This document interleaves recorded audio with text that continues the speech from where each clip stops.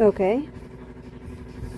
So, Magium. I don't know how to pronounce it, but let's see.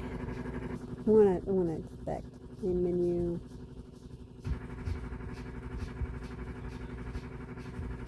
Okay.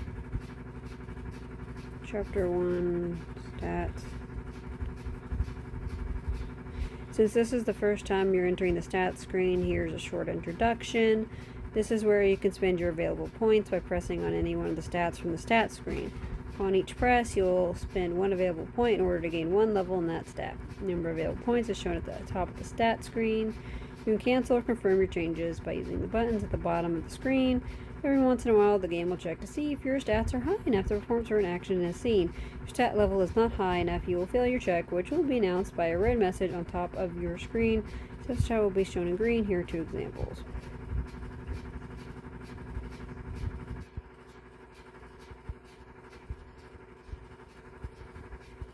Okay. Chapter 1. They say there is a fine line between bravery and stupidity. As I stand here in the middle of this forest, gazing at all the explosions far in the distance, I realize I may well have crossed that line to a point of no return.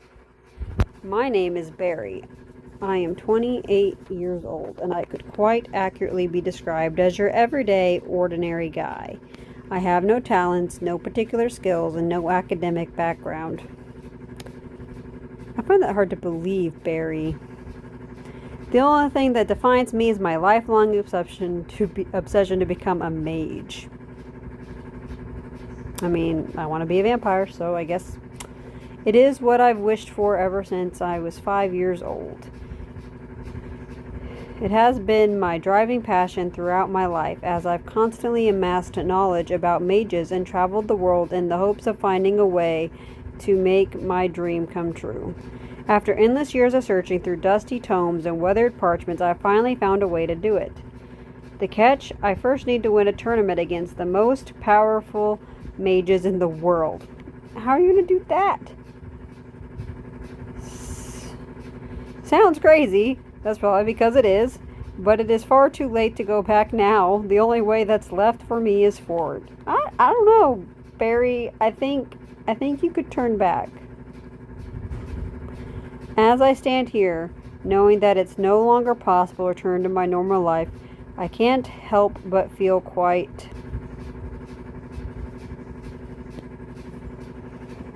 I mean, I don't know. Alright, so I think afraid is the only logical thing to feel at this moment in time, Barry. Afraid. Deep down, I always knew this would happen. I've been spending the past few weeks getting mentally prepared and making plans, telling myself I was ready for whatever this tournament is going to throw at me. But once I got here, once I knew there was no way for me to go back, all of my confidence turned to uncertainty, and all of my courage turned to fear. I'm going up against the strongest mages in the world. No amount of planning could ever really make me prepared for this. But it's too late to change my mind now. I've had enough time to back out of this before coming here. I'm going to win this tournament against all odds. I'm going to do it. I just have to. Okay. There's an explosion maybe a few hundred feet from my location. The fights have already begun, and one of them is much closer to me than I would have hoped. There's no way I can get in a fight with any of the mages at this point. I need to avoid combat for as long as possible if I'm to survive until the end.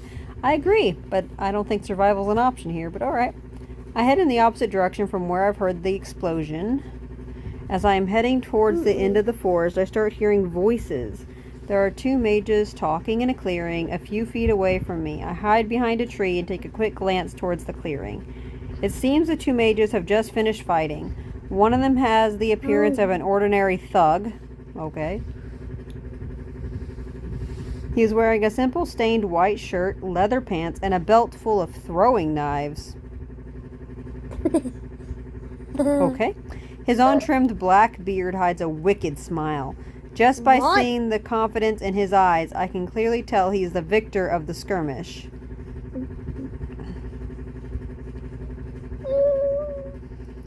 The other mage is wearing heavy armor, but his shield lies on the ground beside him and he's barely holding his sword anymore. Yeah. Taking a closer look at the mage in armor, I notice his head is bald. His skin is dark. He is likely in his mid-40s, and he has a scar on his forehead shaped like an X. These don't sound like mages. These sound like fighters. I've read of a mage matching this exact description who went by the name of Darren, and he was quite legendary, but would he lose so easily to some common thug? The mage in the white shirt answers my question as he addresses the one in the armor while casually playing with one of his knives. The legendary mage Darren, the savior of the eastern continent, the healer in armor. They say you've traveled the world, saving countless villages from destruction. That you've once fought 10 rock golems by yourself, only to defend a small child. I guess this goes to show you should never really trust legends. I always knew all of those tales about mages as strong as giants were just codswallop. Hell, if all those legendary mages that joined this tournament are as weak as you, I'm going to win this by sundown. Okay. He starts laughing, but he stops suddenly. Wait, who's there? He says as he turns toward me. I quickly pull my head back behind the tree and press my back against it, trying to breathe as silently as possible. I know you're there, coward. Show yourself, or I'll have to one of my knives find you.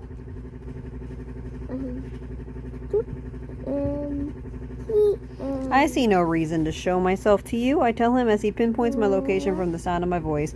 The mage makes a rather long pause before speaking again. A Stillwater, eh? He says finally. He tried hard to keep his composure when asking his question, but the tremor in his voice betrayed him. He is afraid. His sudden change of attitude towards me is not completely unexpected. The existence of Stillwaters is one of the main reasons I've dared to dream that I might have a chance to win this tournament.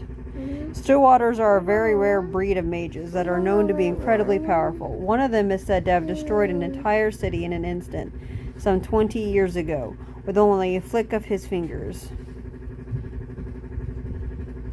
The city of Ulmnar was said to have been one of the greatest cities on this continent, but it was wiped off the map just like that in a single second. Such is the power of these Stillwaters.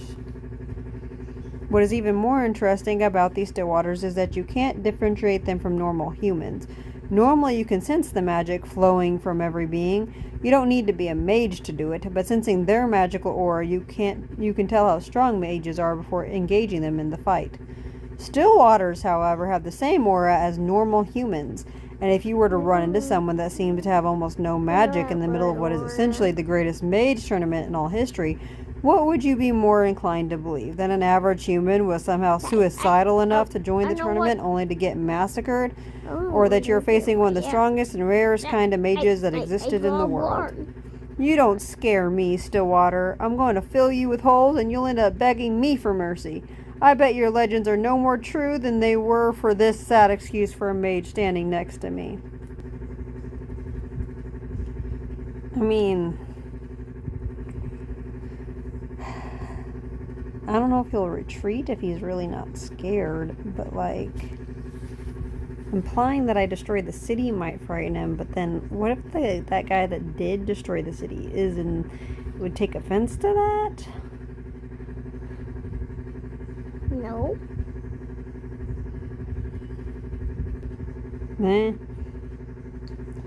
I guess.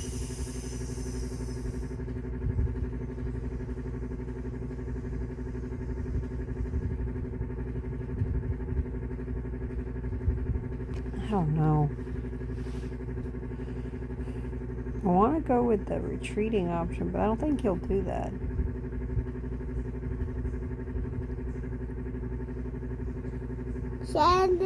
That's funny, I tell him. That's almost the same thing the people of Ulmnar told me before I burned their city to the ground. After I say that, there's a long pause in which none of us says anything. You're bluffing, the mage says. I guess there's only one way to find out then, I tell him as I feel my heart pounding in my chest. The few seconds of silence that followed felt like the longest seconds in my life. After a long pause, the mage says, finally, "You're in luck, Stillwater. I'm feeling merciful today. I'm going to be out of your hair just as soon as I finish this guy here." "You do that and you'll regret it," I say without thinking. My last sentence seems to have taken him aback. "What, are you kidding me? You're going to defend this lowlife if I have to." "Do I have to?"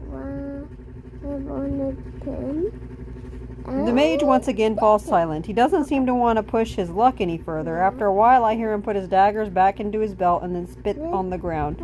"I'll remember this, Stillwater. Don't think I won't. You'll rule the day you mess with Cutthroat Dave. And the same goes for you, healer in armor. I'll be seeing the both of you again soon."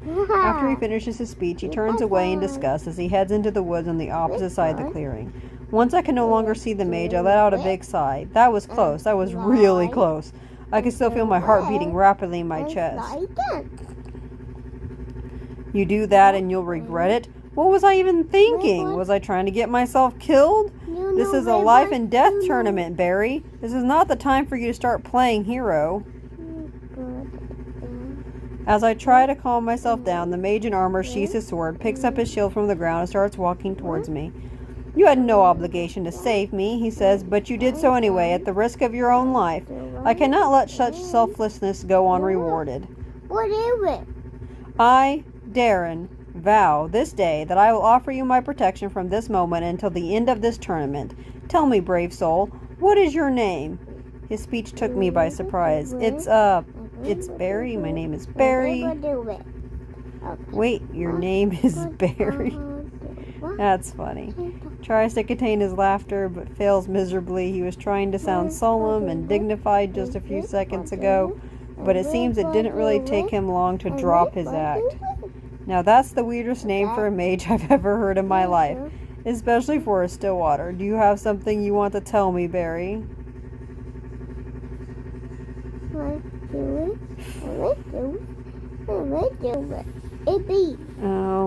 don't want to lie to him because he's not really a threat.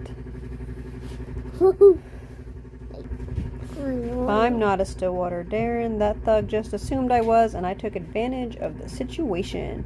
But you're not one of the locals either. Otherwise, that spell of theirs would have alerted us the moment we sensed your presence."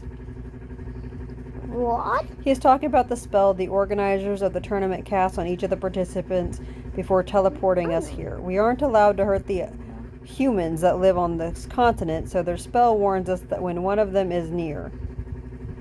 If what they said can be believed, their spell is supposed to stop us even before we try hurting any of the locals.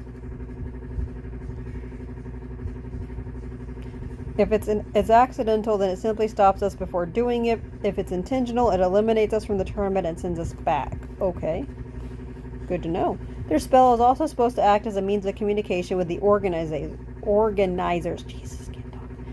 They said they'll transmit the objectives to each of us individually. It's funny, all those careful preparations on their side, and they never even bothered to check if I was a mage or not. Hell, what am I saying? They probably didn't even care. "So you must be a participant then," Darren continues. "What reason would you have to participate in a tournament against the most powerful mages in the world?" "I am after the same thing as every other participant in this tournament, Darren, but I'm not sure how wise it would be to tell you this. I'm after the prize that is being offered to the winner, the Magium. Nobody knows exactly what it looks like or what it's made of, but everyone knows the fact that it is the source of all magic in the world and that it can only be found on the continent of Varathia. All mages seek it, they crave it. They are certain that if they have access to it, they can increase their powers 100-fold and become living legends. And although it is a common misconception that the Magium is only useful for learned mages, my studies have led me to believe that the Magium is so extraordinary that it can even turn a normal human into a mage. I've searched very long for a way to get into Varathia, but the only way one can travel to their continent is by receiving a direct invitation. Very few of those are sent yearly, and the people being teleported there are being held under direct supervision for the duration of their stay and return with no information regarding the coordinates of this place. But when all hope seemed lost, the announcement came, a worldwide announcement by the kings of Varathia that they were organizing a tournament where every single mage in the world was invited, and the winner would be granted access to the Magium. I knew then that there would never be another chance like this. Why did you join this tournament, Barry? Darren asks me again. Just tell him the truth. Why you Honesty is the best policy. Yeah.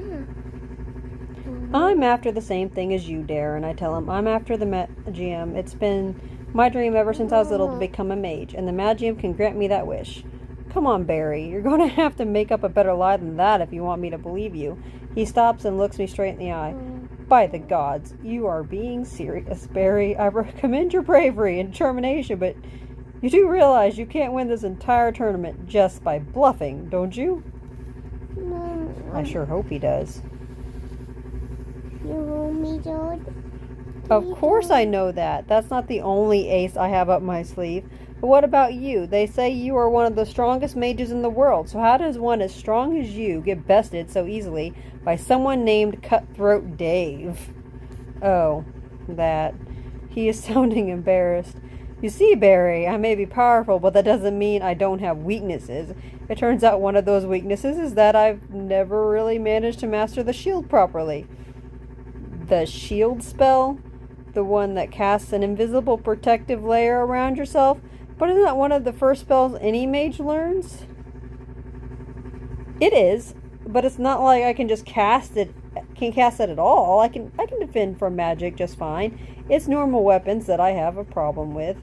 This is why I wear armor. This is why I use a sword and a shield. I first started using them because I couldn't use the shield properly. But soon I started tailoring my magic around them and my very fighting style. I found a master that would teach me to fight with weapons, and I used my magic to enchant them. Then after every fight, I just used my white magic to heal my wounds, like so. He demonstrates it by raising his hands in the air and making a white light appear all around him. As the light shines, his wounds start closing and the blood fades away. The cutthroat's knives had a life of their own, and there were many of them, attacking me simultaneously. If I had a proper shield spell to defend against them, defeating him would have been child's play, but defending against all those knives with a shield and sword alone would have been impossible regardless of my combat skill. All armors have their weaknesses. All he had to do was go for the armor's joints repeatedly until he wore me out.